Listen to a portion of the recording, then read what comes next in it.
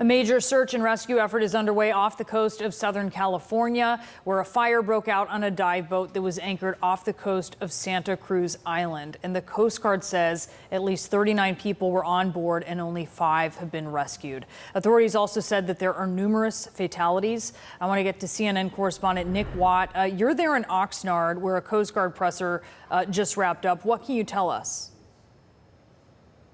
Well, as you say, Brianna, they say that they are still in so-called response posture, which basically means that they are right now combing the shore of Santa Cruz Island looking for any survivors. This boat caught on fire, sank just about 20 yards from that shore in about 64 feet of water, we're told. As you mentioned, 5 people have been rescued. Let's take a little bit of sound from that Coast Guard to find out a bit more about those 5 people.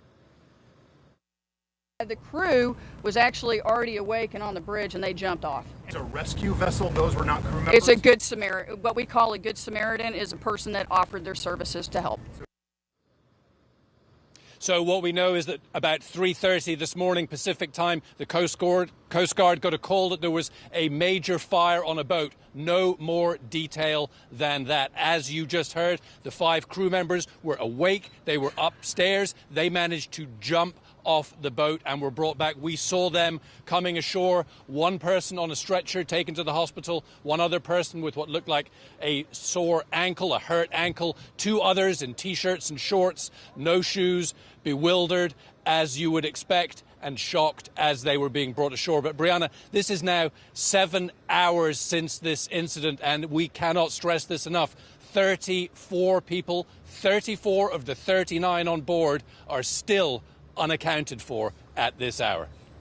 Did they say anything about how they were going to be investigating this, or what limitations they may have because of the condition of the ship? As you mentioned, it sunk, it burned down to the water line, the Conception did.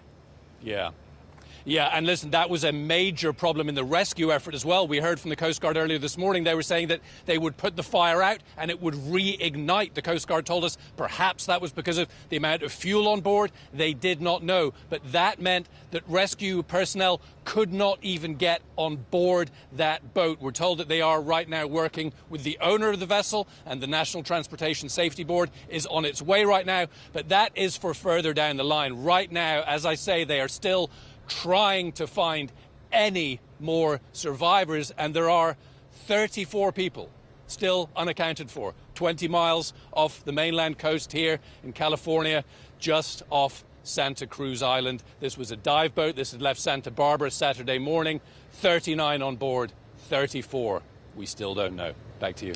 All right, Nick Watt, thank you so much. And for more on this, let's talk now to Petty Officer Mark Barney with the U.S. Coast Guard. Sir, what can you tell us about the current search and rescue operation? Good morning, ma'am. So right now, like Captain Rochester stated, that this is still a very active search and rescue case.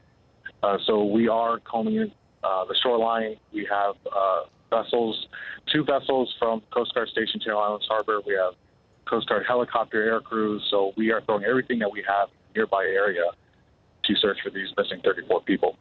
How far is it approximately from where the Conception was moored to the coastline of Santa Cruz Island, where you're going to be looking to see if maybe there's other folks you can account for? Unfortunately, I don't have those details with me right now, but what I can tell you is that we are saturating the area, the nearby area where the commercial vessel Conception was, through the air and through the sea, and we are doing everything that we can to not only respond effectively to this case, but also to communicate with the families of the passengers and the crew aboard the vessel so that they're informed, they're kept up to date on what's going on. And what kind of injuries are crew members, what kind of injuries did they turn up with? Did they have injuries, burn injuries? From my understanding of the 5 people who were able to evacuate off the Conception, 2 of them sustained leg injuries. I don't have any information as far regarding to any burns or anything like that.